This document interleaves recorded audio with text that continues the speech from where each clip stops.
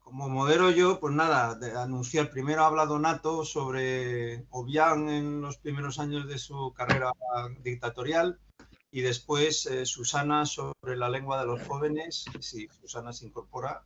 Así que venga, Donato, tu turno.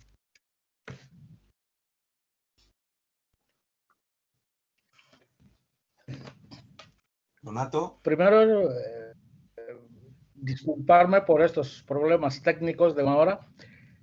Segundo, agradecer a los organizadores de este sexto seminario que hayan tenido los ánimos para en postcomunicados. Y sin más preámbulos, voy a empezar. Cada vez que me adentro más en la trayectoria de Guinea Ecuatorial, varios aspectos aparecen.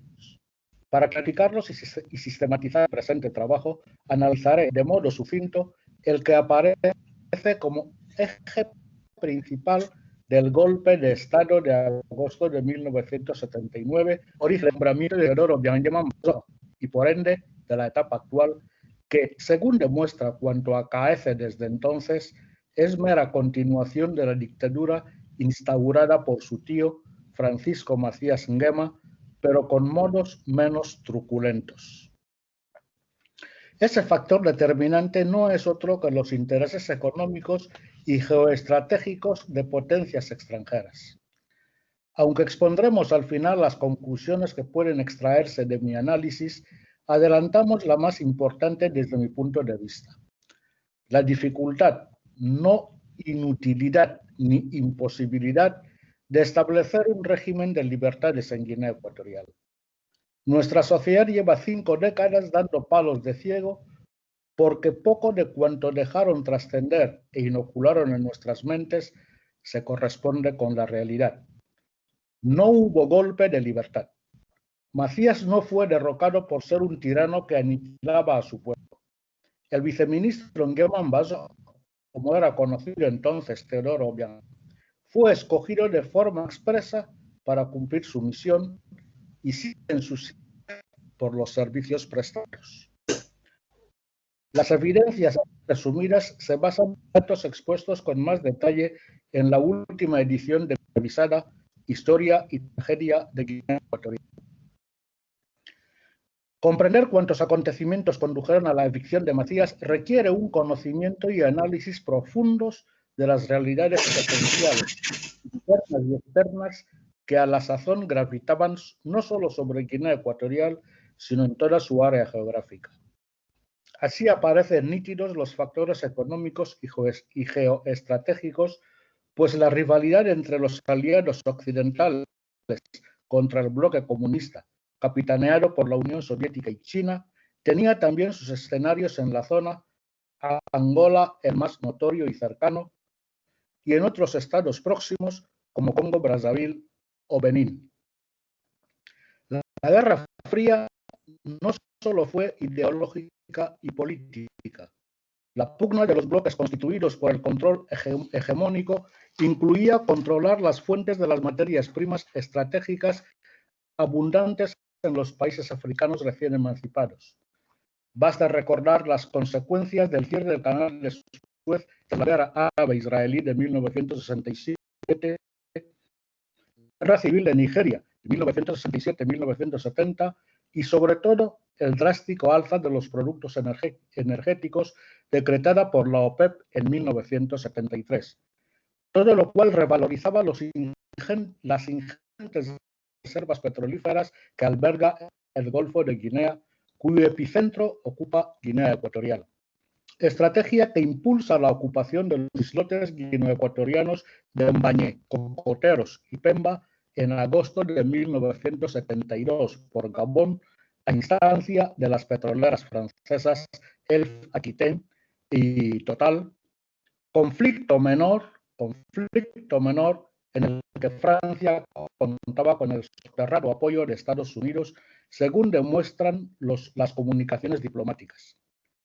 No olvidemos que desde la crisis congoleña de 1960, que llevaría al asesinato de Patrice Lumumba y el encumbramiento de Mobutu Sese Seko, Francia se erige en gendarme de África con pleno respaldo de Norteamérica. El interés de Estados Unidos hacia Guinea Ecuatorial data de la breve visita realizada por el subsecretario de Estado adjunto para Asuntos Africanos del presidente Kennedy, Menem Williams, a las provincias ecuatoriales de España en julio de 1963. Desde los inicios de la década de 1950, las investigaciones del geólogo José María Fuster Casas, catedrático de Petrología de la Universidad Complutense de Madrid, apuntaban las grandes posibilidades de existencia de hidrocarburos en los territorios españoles del Golfo de Guinea. Estudios ignorados por la presidencia del gobierno, gestora de los temas coloniales, bajo la dirección política del almirante Luis Carrero Blanco, mano derecha del general Francisco Franco.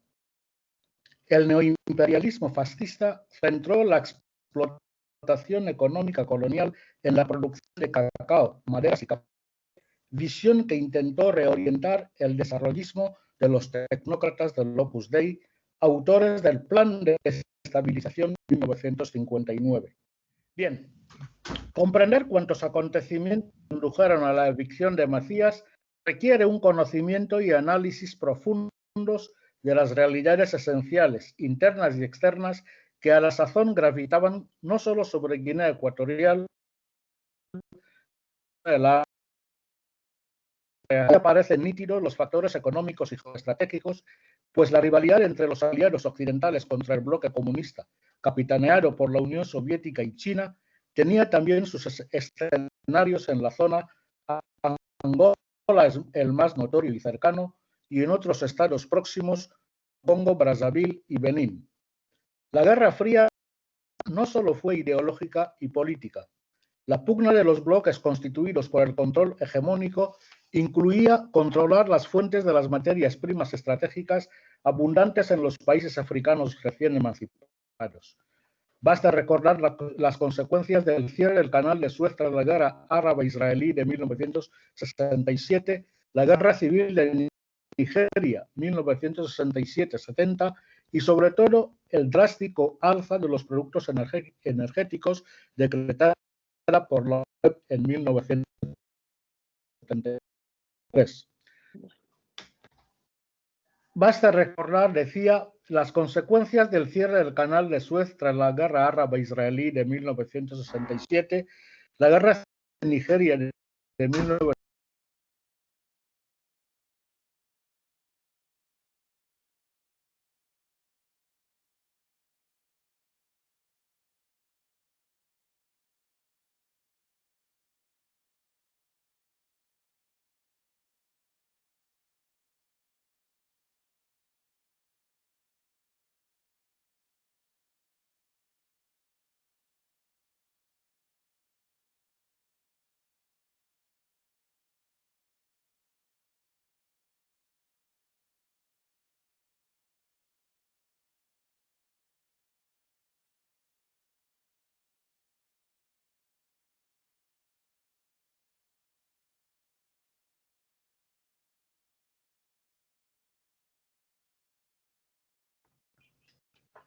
el interés de Estados Unidos hacia Guinea Ecuatorial data de la breve visita realizada por el subsecretario de Estado adjunto para Asuntos Africanos del presidente Kennedy, Menem Williams, a las provincias ecuatoriales en julio de 1963.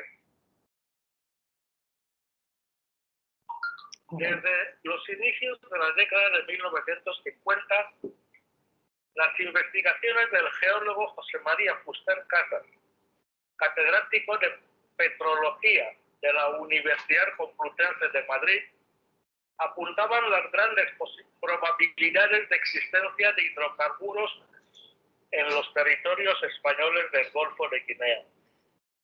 Estudios ignorados por la presidencia del gobierno, gestora de los temas coloniales, bajo la dirección política del almirante Luis Carrero Blanco, mano derecha del general Francisco Franco. El neoimperialismo fascista centró la explotación económica colonial en la producción de cacao, maderas y café, visión que intentó reorientar el desarrollismo de los tecnócratas del Opus Dei, autores del Plan de Estabilización de 1959.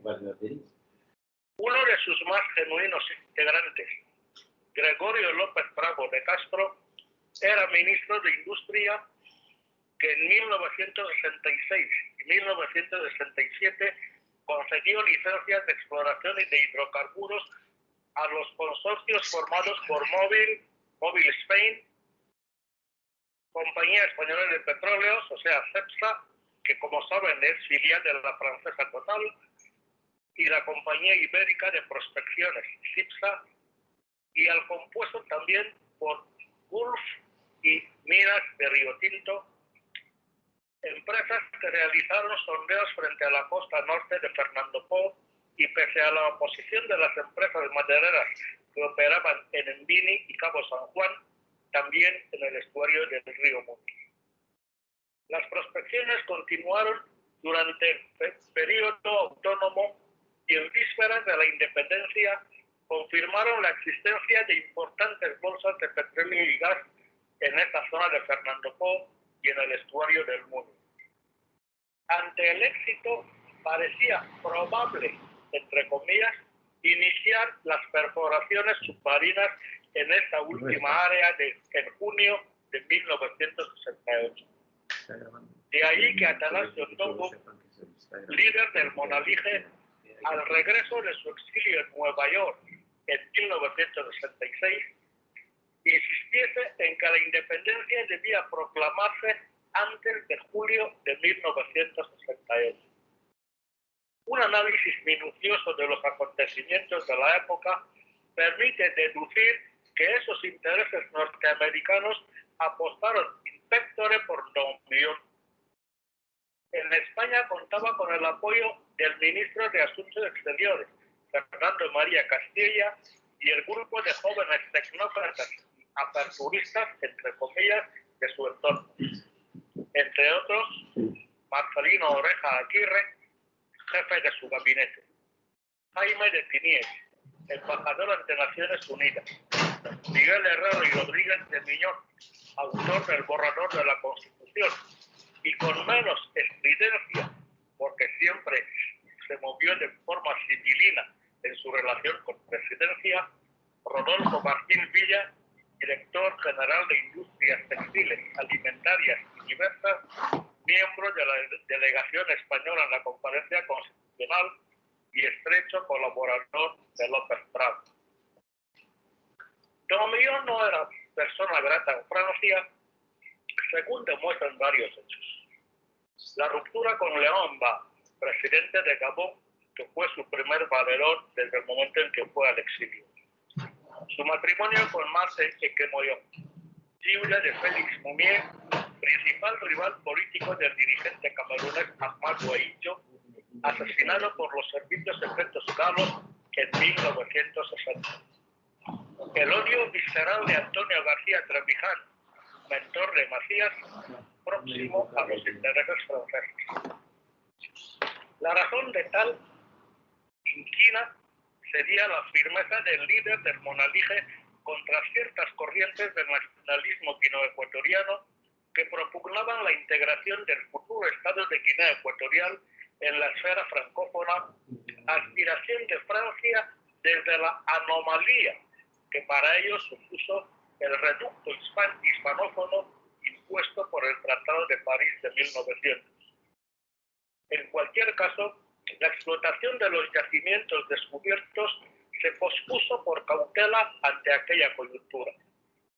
Junto a la incertidumbre sobre el inmediato futuro político de Guinea Ecuatorial, la guerra de Biafra por el control de los importantísimos pozos del sur de Nigeria, que transcurría a escasos kilómetros de Santa Isabel. Sin duda, desalentó a sus mentores el fracaso electoral del Monalige, pero continuaron los planes de inversión.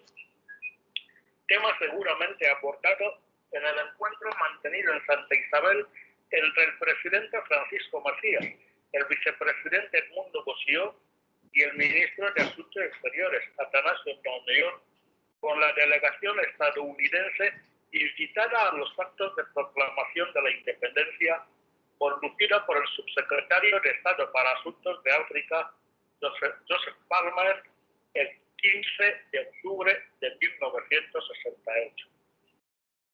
Días después, el ministro guineoecuatoriano era recibido con deferencia en Washington por el secretario de Estado Tim Rusk. La temprana muerte de Atanasio No trastocó todos los planteamientos. Desde entonces, García Trevijano fue la persona clave para acceder a Macías. Gestionará de manera oficiosa los intereses de Estados Unidos en Guinea Ecuatorial, según diversos escritos reservados, entre comillas, emanados de sus representaciones en la región. A nuestros efectos, cabe destacar el enviado desde su consulado en Douala, Camerún, que el 8 de octubre de 1974 informaba a la Secretaría de Estado de que directivos de la Amoco, de la empresa petrolífera Amoco, habían presentado a Macías una solicitud formal de exploraciones petrolíferas con derechos onshore y offshore en Río Muni. Cito textualmente: seriamente interesada en la firma del contrato de concesión, la compañía pedía la intermediación de Trevijano, al que se debía pasar copia para su información y para que realizase los trámites necesarios.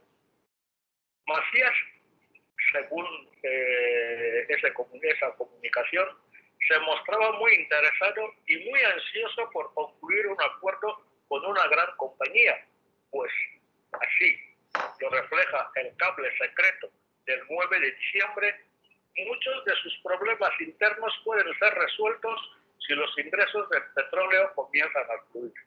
Fin de la cita. La Secretaría de Estado, a veces con instrucciones del propio titular, Henry Kissinger, orientaba a la empresa. Las negociaciones se mantuvieron durante 1975 con el notario madrileño como mediador, aunque se suspendieron sin acuerdo por razones bastante fáciles de comprender. Porque en enero de 1976, Washington focalizó su interés sobre temas más acuciantes. Su embajada en Londres informaba con urgencia a la Secretaría de Estado que una fuente de Reuters, citando a un oficial de su embajada, que esa agencia de prensa había recibido una noticia desde Madrid diciendo que un hombre de negocios con amplias conexiones comerciales en Guinea Ecuatorial acababa de regresar de esa república. Afirma haber visto numerosos buques de desembarco en la playa de Lubá, anteriormente San Carlos, en Río Muni. Así, sí. El hombre de negocios dice que en la zona alrededor de la playa hay un hervidero de cubanos. Un cónsul de Douala estaba en Malabo entre el 7 y el 8. Específicamente preguntó a sus contactos si había cualquier signo de aumento de actividad naval soviética o cubana en Cuba o en Bata. Nadie sabía nada. Fin de la cita. En efecto, los movimientos de buques, pertrechos y tropas de países comunistas, al menos 220 militares soviéticos y numerosas instituciones cubanos, se habían estacionado en Fernando Poo, donde la URSS disponía en exclusiva del puerto de Lubá, oficialmente para dedicarse a actividades pesqueras. Era en realidad una base de submarinos que patrullaban el Atlántico Sur con la principal misión de apoyar al gobierno del presidente Agostinho Neto en la guerra civil declarada en Angola tras la proclamación de su independencia el 11 de noviembre de 1975. Intervención que inquietó a Occidente. Paralelamente, el bloque oriental, que apoyó a Macías en los foros internacionales durante la crisis con España en 1969, incrementó su influencia en Guinea Ecuatorial. Unos 500 cooperantes chinos cubanos asesoraban a la milicia popular revolucionaria, los paramilitares de Macías, aunque Pekín también suministraba alimentos y otros artículos de primera necesidad, médicos y medicamentos, remozaba infraestructuras y aseguraba las comunicaciones. Un apreciable número de jóvenes guineoecuatorianos eran instruidos y adoctrinados en academias militares soviéticas y cubanas, y tras su gira asiática en 1977, también en Corea del Norte. Otro contingente estudiaba carreras civiles en la URSS, China, Cuba, Alemania Oriental, Rumanía, Hungría, Egipto o Guinea-Conakry, contribuyendo a consolidar la presencia del país en la órbita comunista. Las únicas conexiones de Guinea Ecuatorial con el exterior eran los vuelos de Iberia y Aeroflot. Todo ello a cambio de madera, pesca y la cada vez más exigua producción de cacao. Obviamente, el Golfo de Guinea pasó a ser zona de creciente interés para la CIA. Detectadas sus pesquisas por sus rivales, Macías acusó al embajador norteamericano Spiro y a su cónsul Mike Hoffer de espías y asesinos y les declaró personas non gratas. También llamó criminal y asesino a Kissinger, según el cable enviado por su embajada en Yaoundé a Washington el 11 de marzo. Al informar sobre el incidente en Guinea Ecuatorial, desliza un misterioso comentario. Durante su estancia, cita textual, durante su estancia en Bata, el embajador y el cónsul tuvieron frecuentes contactos con diplomáticos franceses y españoles y directores franceses de empresas expropiadas, quienes deberían ser advertidos de una posible caída. Fin de la cita. Parecía que tras la ruptura de relaciones diplomáticas seguiría una inmediata intervención norteamericana que no se produjo. Toca a los investigadores averiguar las razones. Tras la expulsión de Estados Unidos, España se encargó de los intereses norteamericanos en Guinea Ecuatorial. El inminente levantamiento de la materia reservada fue objeto de atención para Washington, lo cual indica tres cosas. No había decaído su interés por el país y continuaba pulsando de cerca la situación. Confiaba en la gestión española como antigua potencia colonial y seguía con preocupación los avatares de su hombre, Antonio García Trevijano. En nota confidencial del 5 de octubre de 1976, su embajada en Madrid informaba a la Secretaría de Estado que, cito textualmente, consultado al respecto, el subdirector de Asuntos de África, Emilio Casinello, alegó la relevante presión de los medios de comunicación para su supresión, las de materia reservada. Enrique Mújica, líder socialista español del PSOE, así textual, nos comentó que el PSOE y la prensa española tenían un dossier sombrío sobre García Trevijano acerca de los tratos que mantuvo con Guinea Ecuatorial y solo estaban esperando que la materia reservada desapareciese. Fin de la cita. En alusión al dossier elaborado por quien les habla en nombre de la Alianza Nacional para la Restauración Democrática y distribuido a los principales medios de comunicación de los partidos de la Unión Democrática Española. Agrega la nota diplomática. Para las relaciones del gobierno de Estados Unidos y de los intereses estadounidenses en España, nos parece que una respuesta limitada a la comprensión del problema en Guinea Ecuatorial sería probablemente lo mejor. Declaración del gobierno de los Estados Unidos de la utilidad de la presencia española en Guinea Ecuatorial y consecuentemente de los intereses del mundo occidental, como Casinello lo ha dejado meridianamente claro.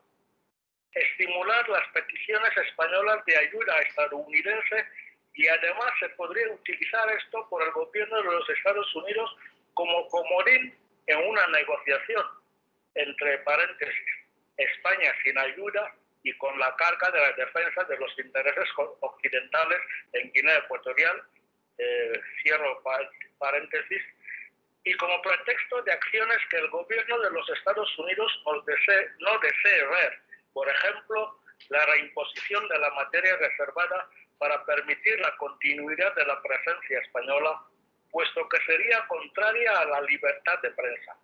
Y en cualquier caso, no tenemos ningún deseo de ver afectada la situación de García Trevijano. Fin de la cita.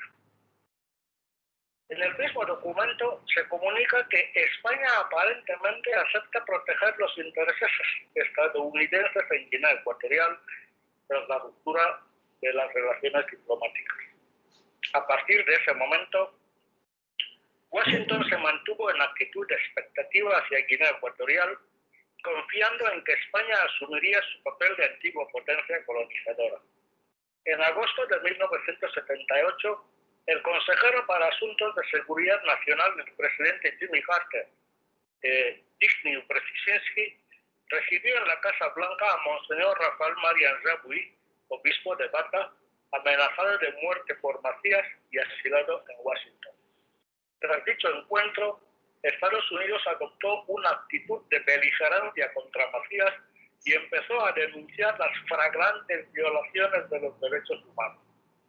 A través del Alto Comisariado de Naciones Unidas para los Refugiados, canalizó ayuda a los exiliados, cito textual, alrededor de 200.000 personas, la mitad de la población, según los informes del Departamento de Estado.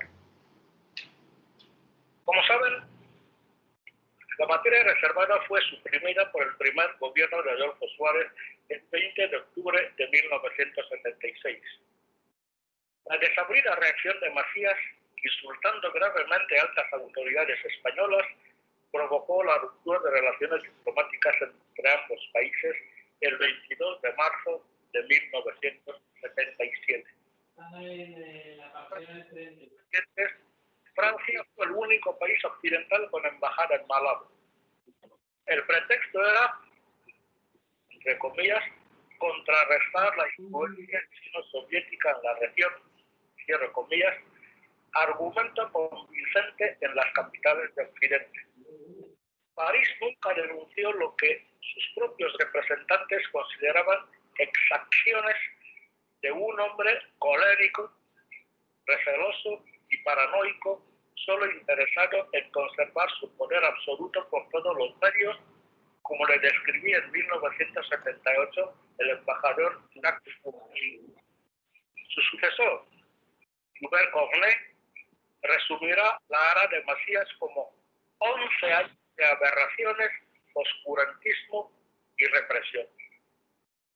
Pese a constatar a diario la inhumana represión, la miseria generalizada y el deterioro económico y moral de un país al borde del precipicio, el presidente Valéry Giscard d'Estaing y sus primeros ministros, Jacques Chirac y Raymond Barre, hacían lo posible para congraciarse con la tiranía. En un extenso y detallado artículo de Ignacio Ramonet, Le Monde Diplomatique consideraba a Guinea Ecuatorial como territorio protegido por Francia en diciembre de 1978. Analistas de diversos países empezaron a interesarse por la dictadura de Guinea Ecuatorial y quedó acreditado que aquel régimen democrático, constitucional y popular era, en realidad, una tiranía tan o más execrable que las de Jean Bedel Bokassa o Idi Amin, pero mucho más ignorada. Fue cuando el mundo conoció al Calígula tropical, fue acuñado el término guemismo para referirse al sistema impuesto por Macías. Sobre todo tras el levantamiento del secreto oficial impuesto por España, los exiliados relataban con insistencia la situación de su país. Publicadas en la prensa internacional, tales denuncias impulsaron a la Comisión de Derechos Humanos de Naciones Unidas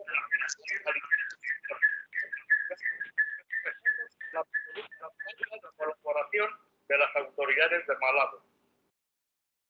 En octubre de 1978, 10º aniversario de la independencia, Amnistía Internacional difundió un amplio informe que describía cuánto han marcado, cita textual, cuanto han marcado los 10 años transcurridos desde el 12 de octubre de 1968. Detenciones arbitrarias, muertes por tortura y ejecuciones sumarias, la multiplicación de las violaciones de los más elementales derechos humanos, por las cuales miles de guineanos han abandonado su país, cuya economía ha caído en una fase de virtual parálisis. Subrayaba Amnistía que ningún periodista puede entrar en Guinea desde hace años, lo que dificulta extraordinariamente el conocimiento preciso del número de oponentes políticos del presidente muertos o desaparecidos. Aseguraba que la última relación en su poder cita por sus nombres a 600 personas, aunque hay evidencia de que varios miles han sido encarcelados, centenares de ellos ejecutados o asesinados por la policía política. Recordaba Amnistía asimismo que las sucesivas purgas tenían siempre como pretexto presuntos intentos de golpe de Estado.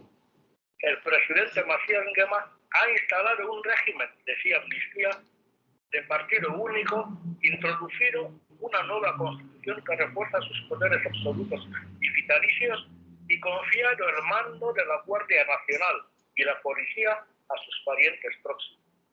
Terminaba instando a la Organización para la Unidad Africana, al jefe de Estado africano, a que presionasen al régimen de Guinea Ecuatorial y detuviesen la textual ola de represión del presidente Macías Nguema.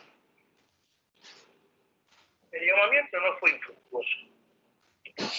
Por vez primera, los mandatarios africanos condenaron la gestión de su colega de Guinea Ecuatorial durante la cumbre de Monrovia en julio de 1979. La resolución reprobatoria surgió de Godfrey Binaisa, dirigente de Uganda tras el derrocamiento de Idi Amin en abril anterior, secundada por el presidente Julius Nyerere de Tanzania. Por su parte, los gobiernos de la República Federal de Alemania y Gran Bretaña bloquearon los proyectos de cooperación destinados a Guinea Ecuatorial por la Comunidad Económica Europea en el marco de la Convención de Lomé. Sin duda, la elección de Jimmy Carter como presidente de Estados Unidos en 1977 revolucionó la conciencia universal sobre el necesario respeto de los derechos humanos. No bien comprendida al principio, esa cruzada sería determinante en muchos aspectos. Sirvan de ejemplo la caída de Mohammad Reza Pahlavi de Shah de Persia, de Irán, en enero de 1979. En abril, Idi Amin era derrocado. En julio, triunfó la guerrilla sandinista y Anastasio Somoza abandonó Nicaragua. De modo que, desde 1978, la ya intolerable tiranía de Macías era un tema de urgente solución. Pero no era fácil. Los activistas del exilio, en su mayoría profesionales cualificados afincados en España, se veían impotentes y extenuados. A su atomización proverbial por inexperiencia, penuria generalizada, recelos tribalistas, ambición desmedida, intrigas y desconfianza, se unía la indiferencia de la nueva clase política española en la que habían confiado, escudada tras esa desunión para justificar el desinterés. Nunca se comprendió que ese microcosmos era plural, como toda sociedad, y era utópico exigir unidad a un colectivo solo homogeneizado por su raza, procedencia.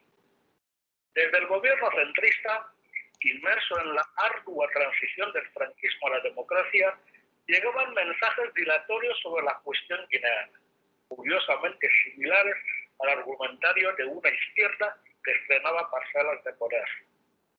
A oídos de la resistencia guineoecuatoriana sonaban a meros pretextos que apenas disimulaban el desinterés.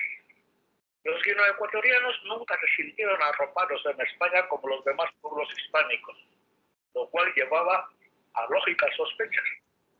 Sabían que desde Madrid se habían abortado iniciativas solventes para derrocar a Macías y que sus protagonistas principales habían sido confinados o expulsados del territorio español.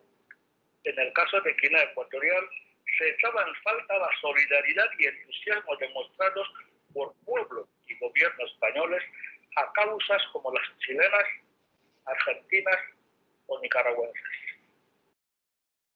Aunque la clase política española no se mojaba, entre comillas, era perceptible la tensa calma en el interior y en la oposición exterior. Sí se movían los antiguos coloniales agrupados en la comunidad de españoles con intereses en África. Urgía encontrar un mirlo blanco, digámoslo así, pese al fracaso de cuantos intentos realizados a lo largo de los años para crear líderes presentables que pudiesen sustituir a Macías. Ciertos sectores apostaron por Bonifacio Villarandeme, natural del distrito de Mbini, antiguo inspector de enseñanza durante el régimen autónomo. Director general de enseñanza primaria en el primer gobierno de la independencia, fue encarcelado por los sucesos de marzo de 1969 por su vínculo, por su cercanía con el monaguismo.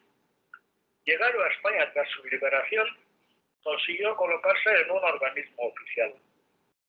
Estudió pedagogía y era persona discreta, miembro activo de Acción Católica, casado con una bubi. En 1978 creó el Círculo Cultural Afrohispano, aglutinando en torno suyo a ciertos compatriotas con formación universitaria, circunstancias que le convertían en sucesor ideal. Sin embargo, su aureola de intelectual, persona íntegra, despertaba suspicacias en otros círculos del neocolonialismo español, dividido y no bien avenido.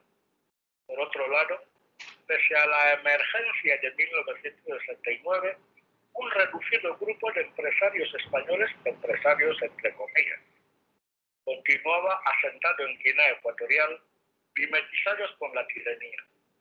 Rivales encarnizados de los excolonos huidos a la península, según ellos, que no aguantaban los embistes de Macías, textual, ni padecían paludismo. Superaba con sus discrepancias internas al considerarse a sí mismos guineanos blancos. Lobby que monopolizaba y condicionaba las relaciones entre Malabo y Madrid. Empresas madereras expulsadas por Macías en 1969 se habían establecido en Gabón. Algunas de ellas eran miembros de la CIA, de la Comunidad de Españoles con Interés en África, y tenían conexiones con el gobierno de Libreville. Lazos consolidados durante la visita del presidente Omar Bongo a España en 1977.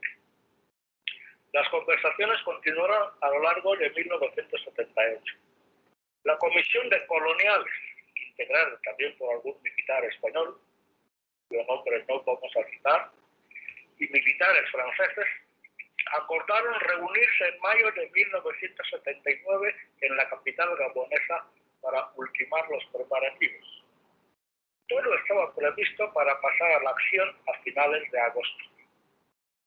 De agosto de 1969, recordemos.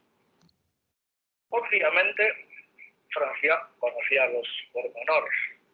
Como notamos, el presidente Bongo, su aliado incondicional en la región, tenía sus propias ambiciones, pues pese al inusitado abrazo con Macías en Kinshasa ante Mobutu, no había renunciado a sus apetencias anexionistas, dada la abundancia y excepcional calidad de los hidrocarburos que alberga el estuario del Muni.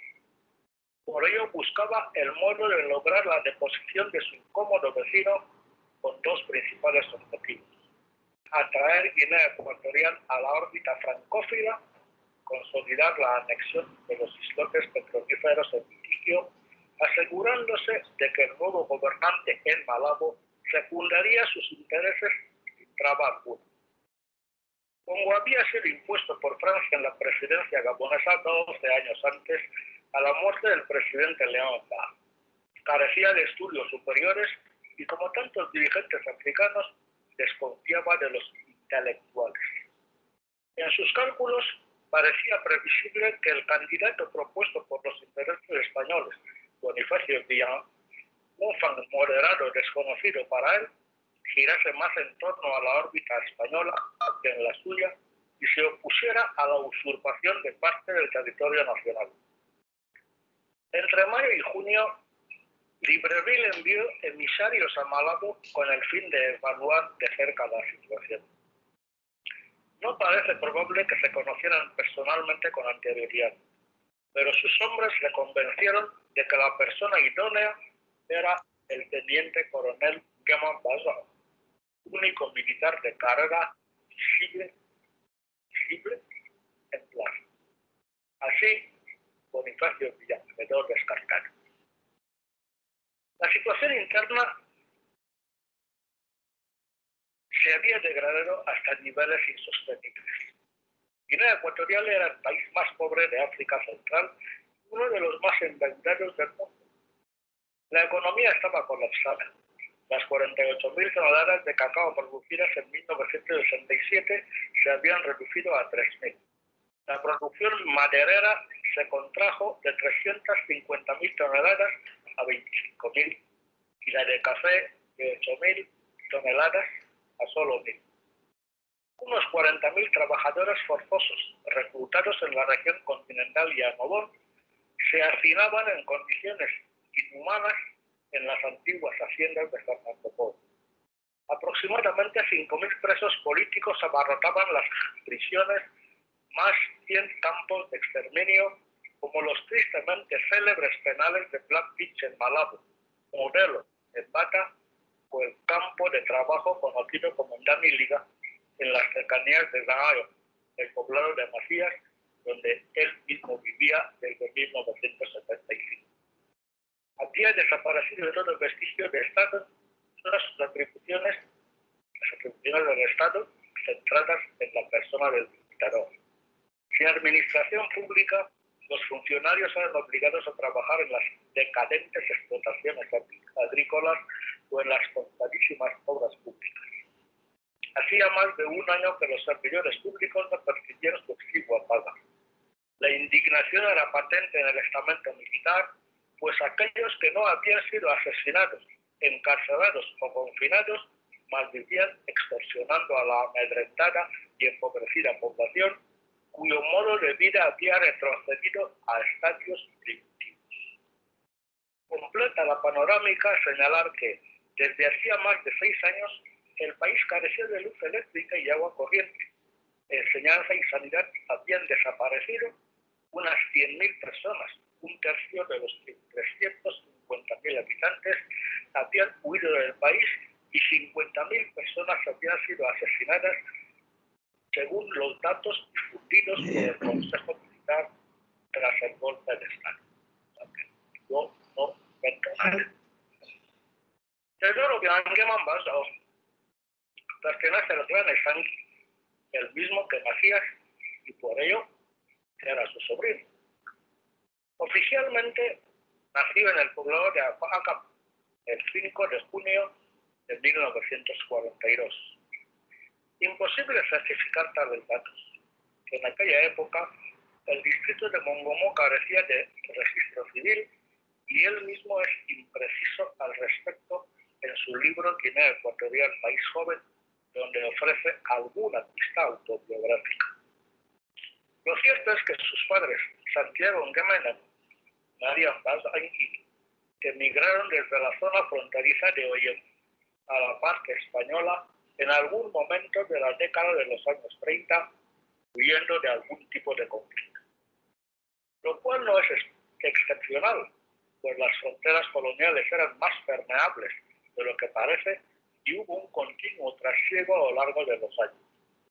Consta que recibió educación elemental y primaria en el grupo escolar Cardenal Cisneros de Vipillín, donde también fue bautizado, siendo mayor, más claro. En 1963 inició el bachillerato en la Escuela de Artes y Oficios del Centro Laboral La Salle de Bata, donde solo completó 2 cursos. Al tener bastante más edad que sus compañeros, le confiaron la tarea de monitor, especie de vigilante de sus condiscípulos. En 1965 los hermanos de La Salle le recomendaron para que fuese admitido en el grupo seleccionado por la Alta Comisaría para realizar un cursillo en la Academia General Militar de Zaragoza, en España, encargada de la formación inicial de los futuros oficiales del Ejército de Tierra, donde coincidiría con el príncipe Juan Carlos de Borbón. No destacó como estudiante, salvo en los ejercicios de tiro por buena puntería. En realidad fue el último de su promoción, aunque recibió el despacho de alférez de la Guardia Territorial en 1967. A su regreso fue destinado a Micomesén. Boyagatá resume teórica carrera a 2 circunstancias excepcionales: la traumática retirada de los españoles en 1969 y la instrumentalización de su parentesco clánico con el presidente Macías. Le trataba como un hijo, según infinitos testimonios, y ante el cual siempre se mostró sumiso, según los testigos.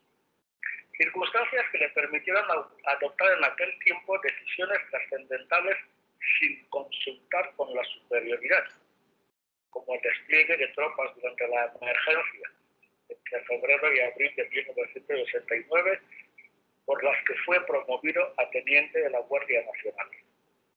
En 1970 fue designado director general de Planificación y Aprovisionamiento, Rienda Sellet, director general de Planificación y Aprovisionamiento en el Ministerio de Defensa, situándose como tercera autoridad militar tras el propio Macías, que siempre conservó la titularidad del departamento, y Fortunato Saocambe Michu, segundo jefe de la Casa Militar de Macías y después secretario general del Ministerio. Era el interlocutor, por consiguiente, de las potencias comunistas que suministraban armamento pertrechos a Macías. En 1971 ascendió a capitán por patriotismo, según dice él mismo, tras denunciar un supuesto intento de golpe de Estado. En 1975 obtuvo el empleo de comandante y al año siguiente logró la Secretaría General del Ministerio tras la destitución y confinamiento del capitán Saocambe, cargo que acumulaba con otras muchas responsabilidades, convirtiéndose, de hecho, en el hombre con mayor poder efectivo en la isla que se llama, como después se llamó la isla de Fernando Po, hoy Bioko. Numerosos protagonistas de aquella época le atribuyen la caída en desgracia e incluso la eliminación física de no pocos prohombres civiles y militares, incluidos algunos de sus compañeros de Zaragoza. Ascendido a teniente coronel a principios de 1979, fue nombrado viceministro de las Fuerzas Armadas. Pese a circunstancias tan favorables, sus relaciones con el presidente no eran siempre cordiales, cuya índole iracunda, personalidad insegura y recelosa eran de sobra conocidas. Los indicios de mutua desconfianza se manifestarían hacia marzo de 1979, cuando Ollanyema se desplazó a su pueblo sin permiso por asuntos familiares que alguna fuente atribuye a las exequias de su padre. La definitiva ruptura emocional y política se produjo al ser informado Macías de la cercana presencia de su viceministro, convocado por el presidente, donde acudió a Jean. Testimonios de testigos presenciales aseguran que fue una audiencia sumamente tensa. Un enfurecido Macías le reprochó que se arrogase atribuciones que no tenía. Le aseguró conocer sus intenciones de derrocarle en ese momento infundadas, chivateadas al parecer por el intrigante teniente Adolfo Meyer, sobrino carnal del presidente, y le habría comunicado su decisión de destituirle de todos sus cargos en cuanto llegase a Malabo su hijo Teonesto Macías, cadete en una academia militar de Cuba prevista en agosto. Obiang consideró especialmente degradante que le ordenaran realizar trabajos revolucionarios durante varios días, obligatorios para toda la población. Insinuaba que su categoría de máxima autoridad militar le eximía de cavar la tierra o chapear como un vulgar bracer. Caído en desgracia y sabiendo que su propia vida y la de su familia pendían de un hilo, regresó a Malabo angustiado, humillado y ofendido, lleno de dudas sobre su propio futuro, lo que convenía hacer ante tal situación. Diversas fuentes afirman haberle visto compungido y muy inseguro en aquellos momentos. Temía ser linchado por la Guardia Nacional o por la población si, derrocado Macías, el poder cayese en otras manos. Planteó sus problemas, conocidos en su entorno por otro lado, algunos afines, y barajó la posibilidad de huir, pero llegó a la conclusión de que, con su historial, no podía ir a ninguna parte. En sus cuitas solo cabían dos alternativas, según cuentan. Pegarme un tiro, dijo, cosa que soy incapaz de hacer, o intentar cambiar la situación. Fin de la cita. Otras fuentes afirman que la idea y operatividad del derrocamiento le fueron planteadas meses antes en Bata por los alféreces Félix Simón San Pablo Bamayana, desechadas por descabelladas, el viceministro se las habría apropiado después. Entre los escasos confidentes del angustiado y cauteloso Obiang destaca Florencio Meyer, comandante de la Marina. Fuentes civiles y militares aseguran que fue quien le persuadió de que había llegado el momento de sustituir a Macías y poner fin a aquel caos. Dicen que dijo textualmente Florencio Meyer.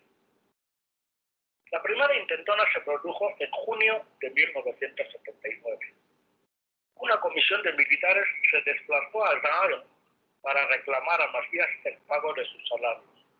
En realidad, tenían orden de detener o eliminar al presidente mediante un aparente refuerzo de su escolta. Dichos escoltas, entre comillas, acompañaron a Macías a un poblado y un ilusionado e imprudente alférez del grupo de conjurados esparció el rumor. Al conocer el complot, el 16 de junio, Macías ordenó una matanza masiva. Aunque el alférez logró huir a Gabón, fueron ejecutados varios de sus familiares y hasta un centenar de personas acusadas de intento de conspiración y asesinato contra el presidente vitalicio. El presidente nunca supo que su viceministro más cercano era el autor intelectual del plan, si bien desde entonces se acentuó el recelo mutuo. Pero mientras esperaba el regreso de su hijo Teonesto, Macías no tenía cerca a nadie de mayor confianza capacitado para reemplazar a su sobrino Yanquema. Ambos se reunieron por aquellas fechas. Obiang fue sometido a un largo interrogatorio acerca de su lealtad al régimen. Macías le llamó traidor una vez más y, según relata él mismo en su libro de Guinea Ecuatorial, País Joven, se defendió asegurando que siempre trataba de cumplir con los deberes que le conferían los cargos que ocupaba. La audiencia terminó sin represalias. Episodios que estimularían al teniente coronel a decidirse a buscar una salida, convencido de que el dictador se movía cada vez más en el terreno de la irracionalidad. A partir de ese momento, escribe él mismo, ya me planteé seriamente como no lo había hecho en ningún otro momento, la alternativa de acabar con el régimen dictatorial antes de que éste acabase con las vidas humanas y con el propio país. Fin de la cita. Revela el propio que llama la negativa de España a apoyar dicha intentona. Mucho antes de que se emprendieran las acciones contra el régimen dictatorial de Macías, escribe él mismo, recurrí secretamente al gobierno español y le anuncié lo que iba a acontecer mediante sendas cartas tanto al presidente del gobierno, don Adolfo Suárez, como al rey don Juan Carlos, pues la finalidad de las mismas era solicitar apoyo económico y militar para promover el cambio. Realicé esta petición por temor a una supuesta reacción de los consejeros civiles y militares soviéticos, chinos y coreanos que se hallaban al servicio del régimen.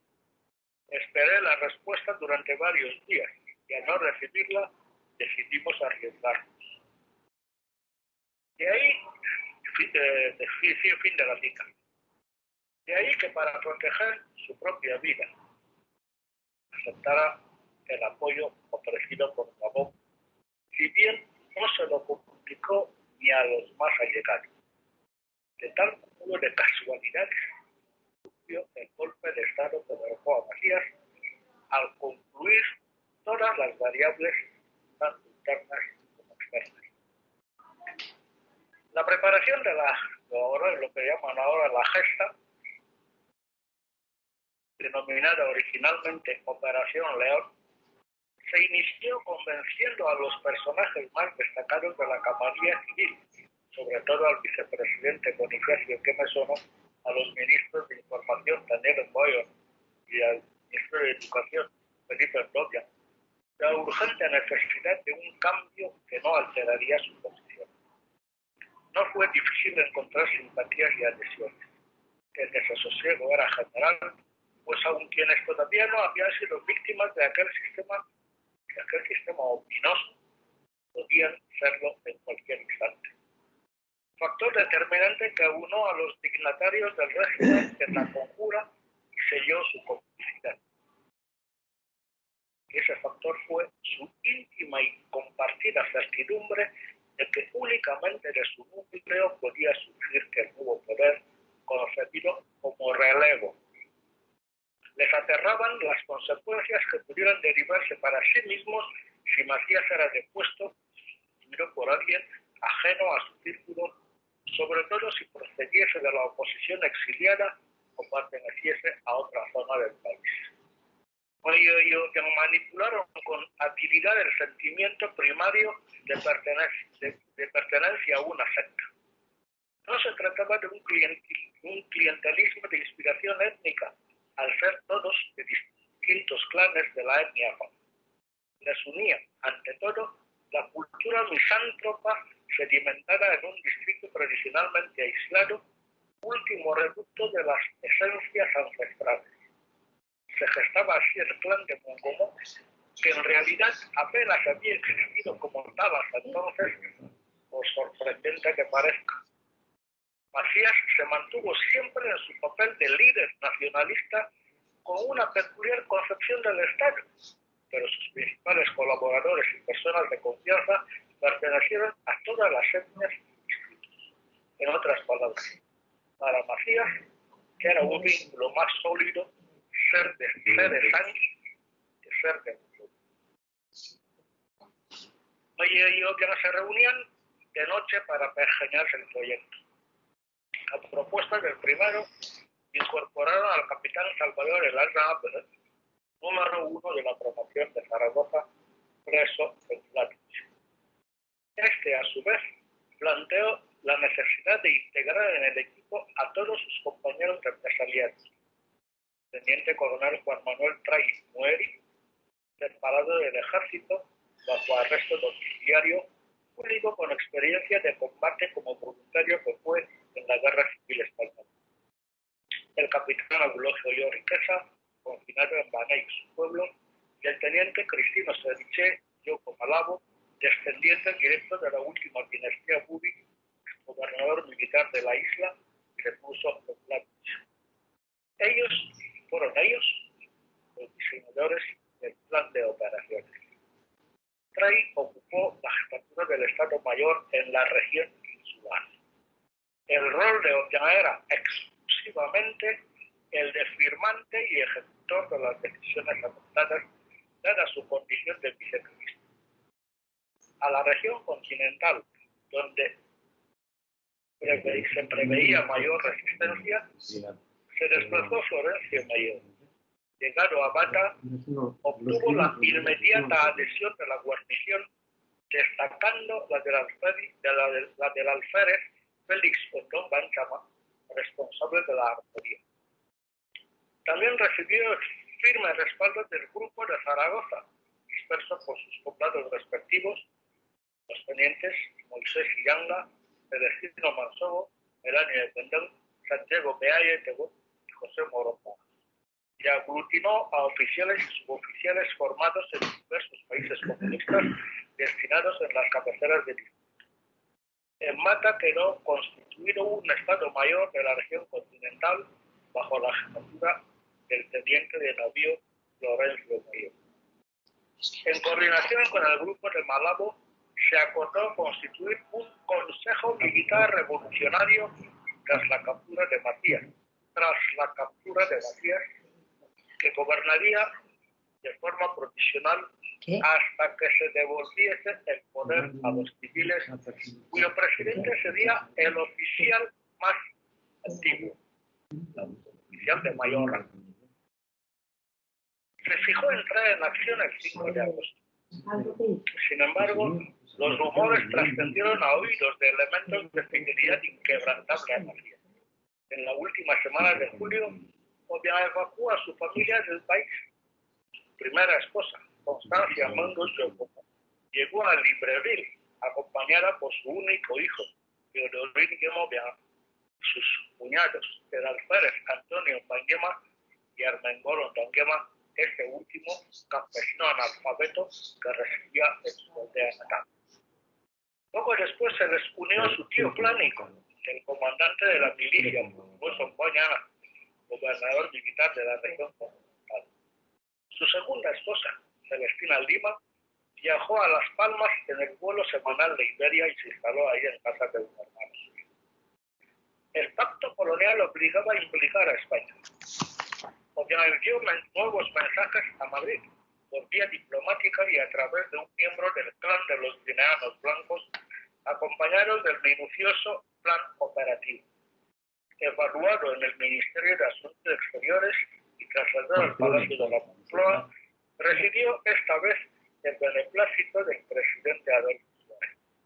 Se encomendó su seguimiento al director general de Asuntos de África, Pedro López Aguirre Bengoa, y Madrid alertó a algunas de las más importantes embajadas sobre inminentes acontecimientos en sus colonias.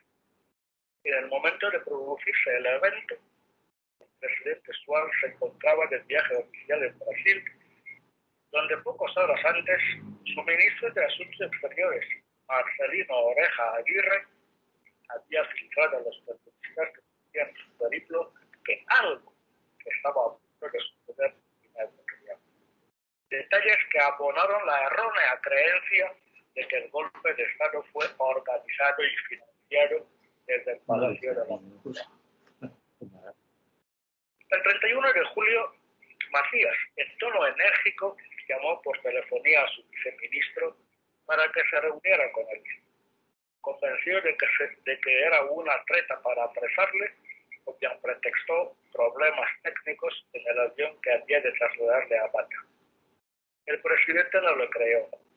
Ya con amenazas, le conminó a presentarse inmediatamente en Mongomo. Obiang continuó anunciando excusas. Al percibir la grave insubordinación, Macías degradó a Obiang, le destituyó de todos sus cargos y asumió personalmente el mando militar. Hecho que nunca trascendió, porque al producirse el golpe de Estado, Obiang era técnicamente un soldado raso sin mando y funciones.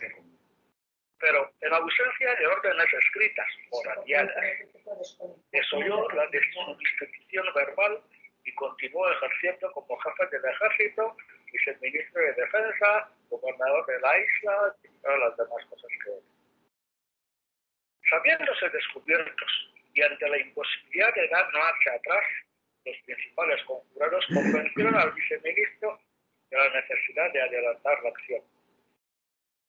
En la noche del 2 de agosto, recordemos que estaba previsto para el 5.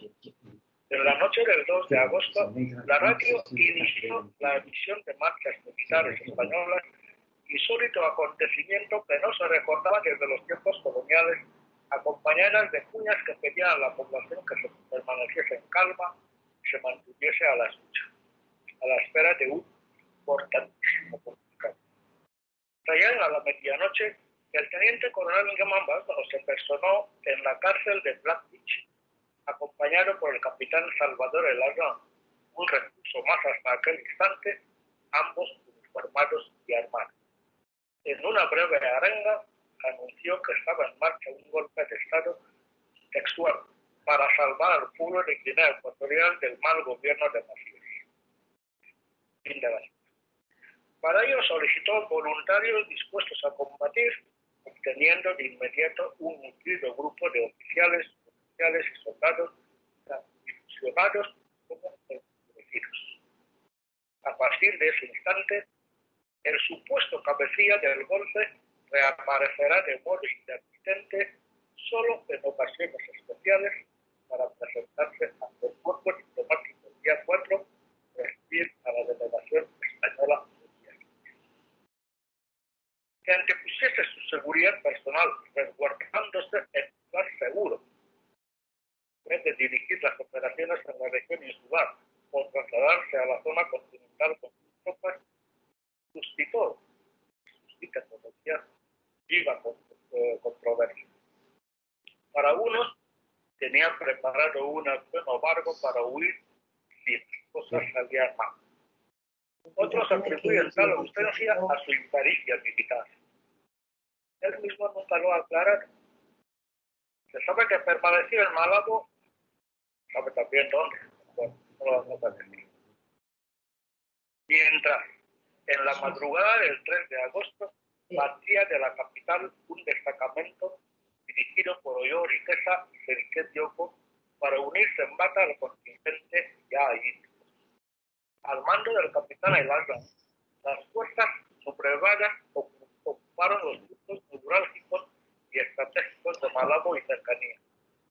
No hubo resistencia, como tampoco la hubo en bata hasta que las tropas sublevadas se encontraron en Niefan con las menguadas y desmoralizadas huestes de Macías que se había negado a dimitir, apoyadas por la artillería dejada.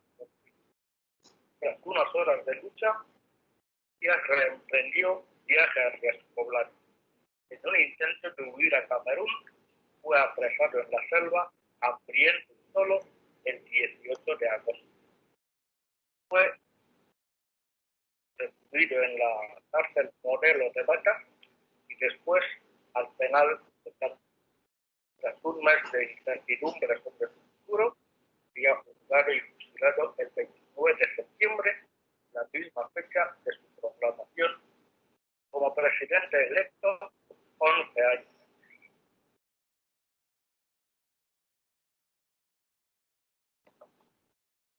El gobierno español desconocía los detalles de la gestación del golpe y, por supuesto, a sus protagonistas. Sin recabar más datos, se dejaron llevar por el entusiasmo de la inminente caída del Tigre y atribuyeron autoría y liderazgo a quien era mero portavoz, resaltando su formación en la Academia Militar de Zaragoza, su epidémica relación con el rey.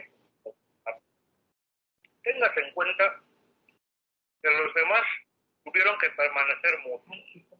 Los civiles porque se iniciaba una nueva era en la que necesariamente pasarían a un segundo plano, y los militares porque todos se sentían agradecidos por recobrar la libertad de poder vivir.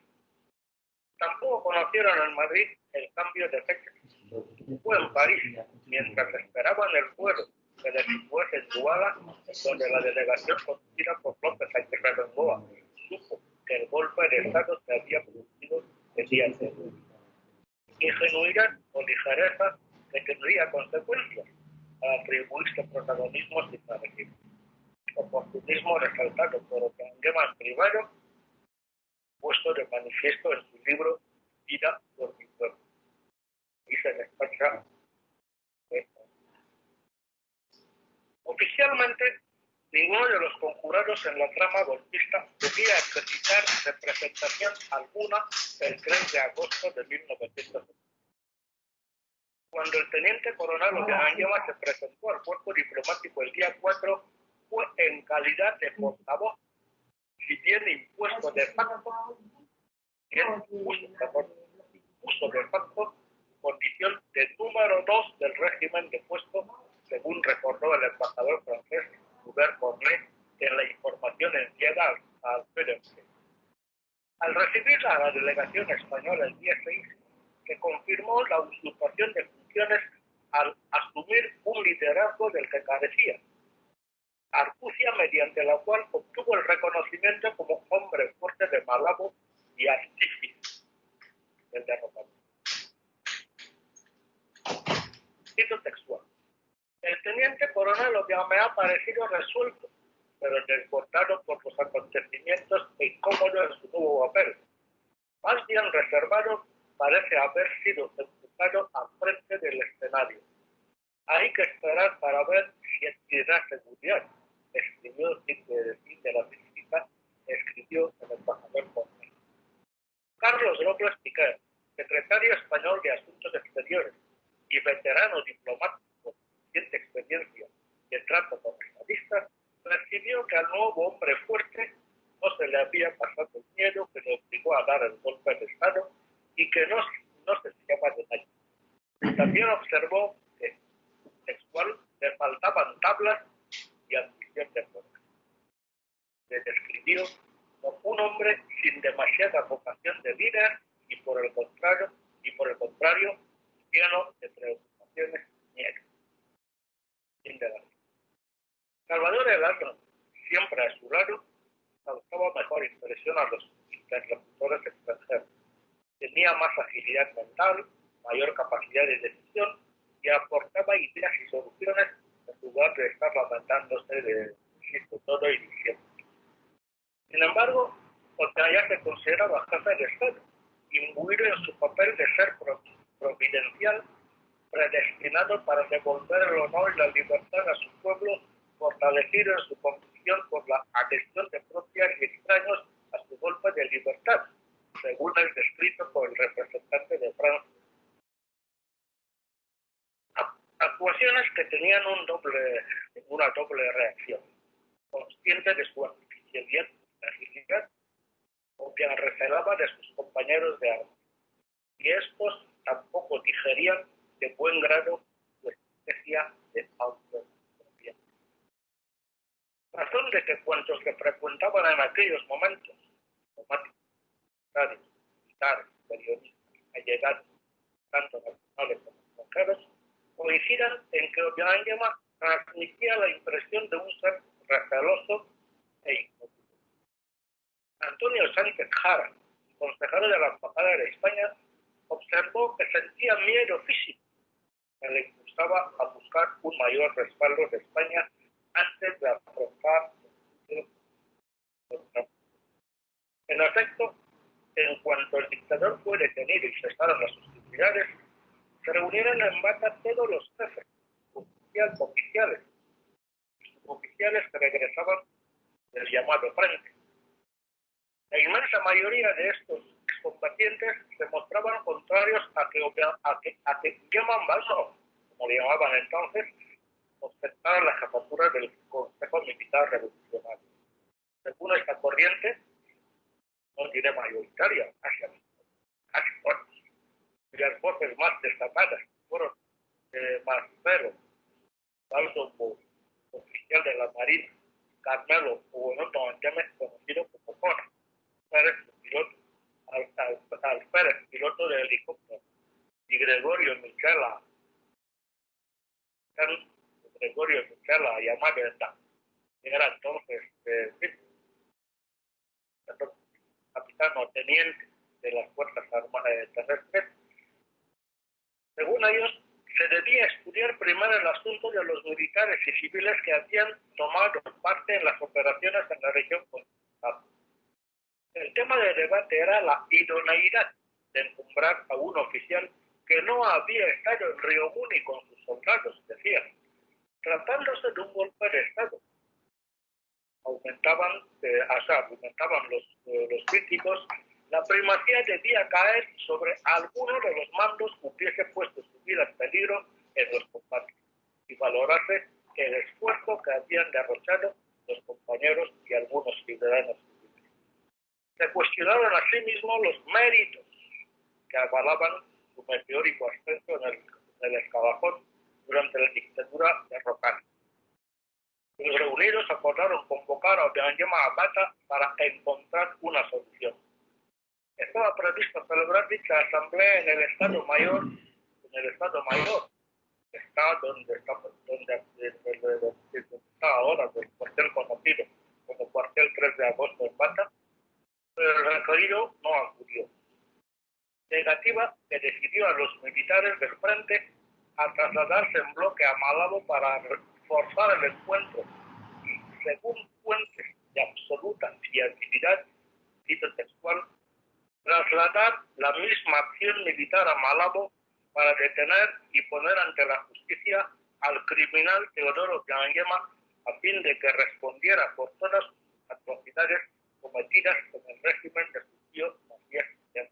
Fin de la cita. Algún veterano desaconsejó categóricamente dicha resolución porque se temía lo peor.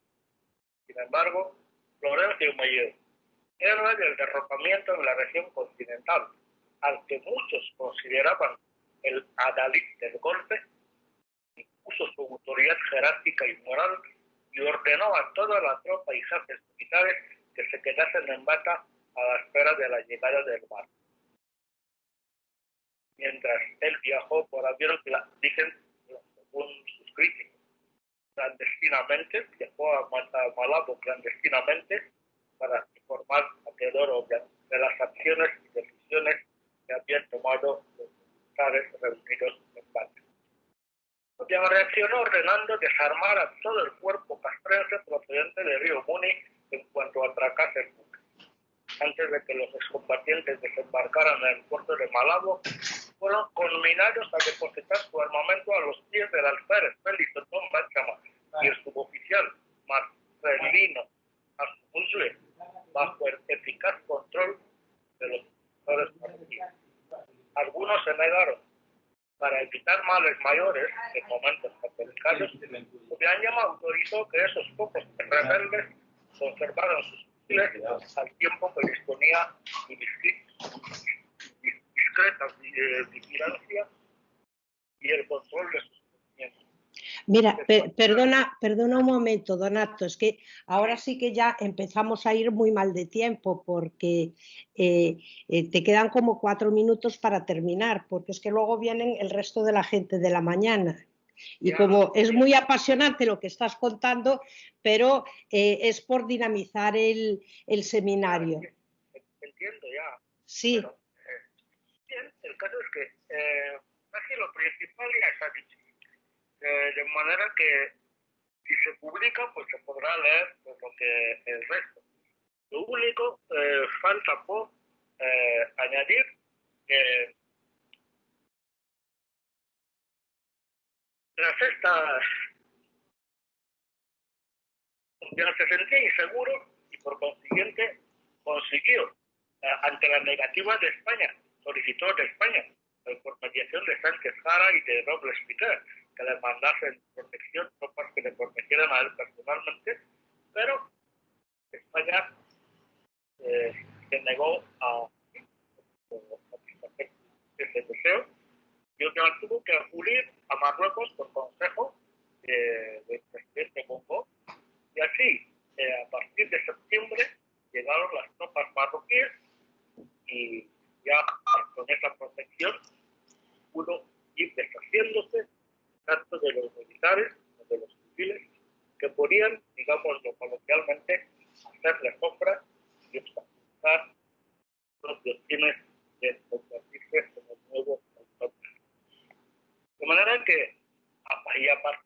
momento las empresas de las que ya hemos hablado antes, estas empresas y las norteamericanas, empresas sobre todo petrolíferas, empezarán a posicionarse en Guinea en contra y haciendo, digamos, una labor de capa en contra de Hispanoil, que desde el principio, desde 1980, había conseguido posicionarse en Guinea Ecuatorial a través de una filial que se llamaba GEPSA, Guinea Española de Petróleos, posicionarse en lugar preeminente para explotar los recursos petrolíferos de Guinea Ecuatorial.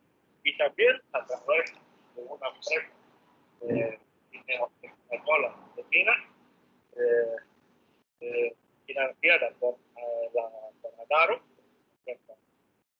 una empresa oficial española, que no de las instituciones españolas, que tanto Adaro como Hispanoil y después era el Banco Exterior de España, la otra empresa emblemática, que era el Banco Exterior de España, terminarían saliendo de Guinea de una manera, digamos, deshonrosa, después de haber invertido miles de millones de pesetas, que terminarían saliendo de Guinea porque España fue incapaz, digamos, de controlar el Golfo de Guinea, de controlar su colonia, y por consiguiente la situación que estaba volviéndose más o menos tenía desde Francia y desde Estados Unidos, de la situación de generarse otra vez a la situación de 1959, en que las potencias comunistas volvieran a hacerse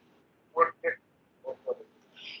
Eso son las claves y cómo se significan golpes de Estado, por consiguiente, de modo que, como dije antes, llegó al poder para cumplir una misión, sigue en el poder porque está cumpliendo con fidelidad. Gracias.